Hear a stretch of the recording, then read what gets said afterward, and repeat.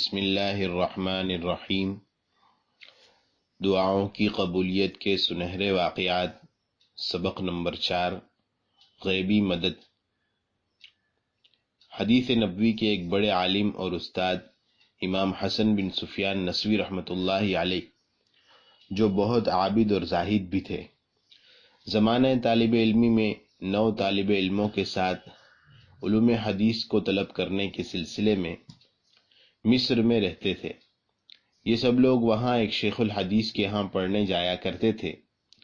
شیخ صاحب انہیں آہستہ آہستہ علوم حدیث پڑھاتے رہے۔ یہ حضرات روز مرہ کے خرچ کے لیے جو رقم ساتھ لائے تھے وہ چند ہی دنوں میں ختم ہو گئی اور نوبت فاقوں تک پہنچی۔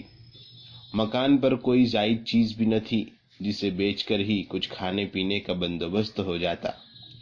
جب 3 روز فاقے کی حالت میں گزر گئے تو سب نے یہ رائے دی کہ اب اس کے سوا کوئی چارہ نہیں کہ باہر نکل کر بھیک مانگی جائے۔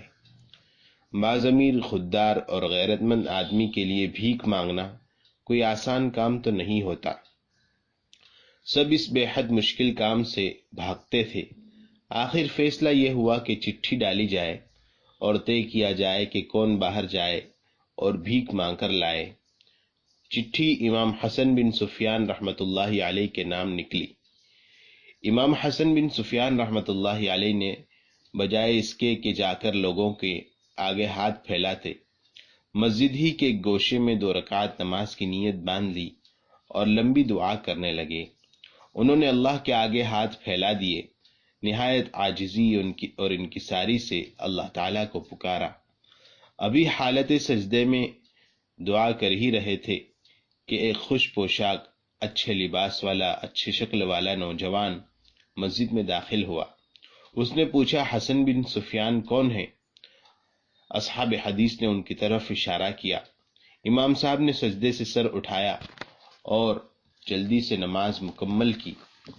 نوجوان نے ان سے مخاطب ہو کر کہا، شیخ صاحب، مجھے مصر کے موجودہ بادشاہ امیر احمد بن طولون ابو العباس ترکی نے آپ کی خدمت میں بھیجا ہے۔ وہ آپ کو سلام کہتے ہیں اور آپ کے حالات سے بے خبر رہنے کی معافی چاہتے ہیں۔ آپ کی ضروریات کا خیال رکھنا ان کے فرائض میں شامل تھا۔ وہ اس کوتاہی کی معافی چاہتے ہیں۔ کل آپ کی خدمت میں وہ بذات خود حاضر ہوں گے۔ انہوں نے آپ لوگوں کے لیے کچھ مال بھیجا ہے جو آپ کو قبول کرنا ہوگا۔ نوجوان نے ہر طالب علم کے سامنے ایک ایک تھیلی رکھ دی جس میں 100 دینار تھے۔ اصحاب حدیث یہ جاں فضا تعاون پا کر بے حد خوش ہوئے۔ انہوں نے نوجوان سے پوچھا، امیر ابن طولون کو ہمارا خیال کیسے آیا؟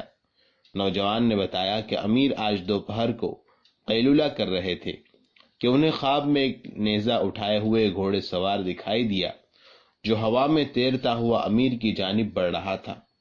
اس نے قریب آ کر ان کے پہلو میں نیزے سے کچوکا لگایا اور رعبدار آواز میں کہا، اٹھو، حسن بن سفیان اور اس کے ساتھیوں کی مدد کرو، اٹھو، ان کی مدد کو جاؤ، وہ فلاں مسجد میں 3 روز سے بھوکے ہیں۔ امیر بیدار ہوئے تو انہوں نے فوراً یہ دینار دے کر مجھے آپ کے پاس بھیج دیا۔ اس کے بعد احمد بن طولون بذات خود ان خدام حدیث کی زیارت اور ملاقات کے لیے مسجد میں آئے۔ انہوں نے مسجد کے آس پاس کی زمین خرید کر اسے مسجد کے لیے اور اصحاب حدیث کے لیے وقف کر دیا۔